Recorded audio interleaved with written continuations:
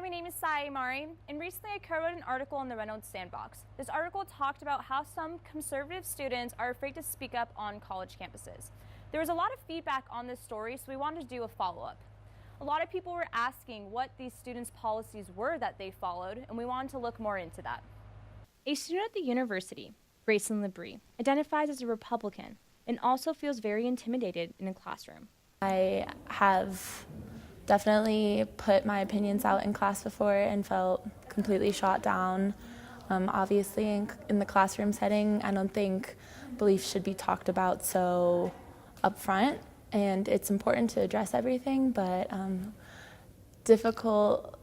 I've had some difficulty with teachers pushing their liberal views down my throat, so that makes it even harder for me to still stand for my beliefs and want to speak out in class. Another student, Daniel Espinal, recently had a viral moment on Facebook when he was called out by Bernie Sanders.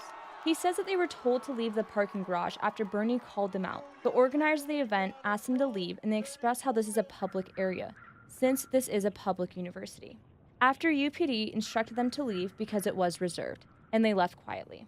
This is another reason why Daniel believes that this is discrimination on campus if you are a conservative. We agree that people who are conservative, especially young people on college campuses, feel as though they cannot express their beliefs or be openly Republican without fear of getting a lot of hatred or being accused of being a hateful person. As an example of policy issues, he doesn't feel many students would be comfortable talking about the Immigration and Customs Enforcement Agency, known as ICE, which some on the left have called out for totally disbanding. That really backfired, because I think that if you're going to have a rational argument about debate, it can't just be let's deport everyone or let's not deport anyone. It has to be nuanced, it has to be logical. One journalism professor, Patrick File, said he does try to keep his own opinion out of political topics, but that he does give students an opportunity to express their own opinions.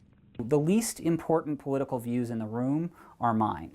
If we're going to talk about issues that are divisive and have different viewpoints that come to bear on them, I'm more interested in hearing students' views than in kind of expressing my own.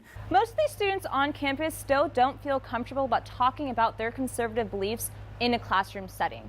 Thank you for listening. My name is Sai Amari.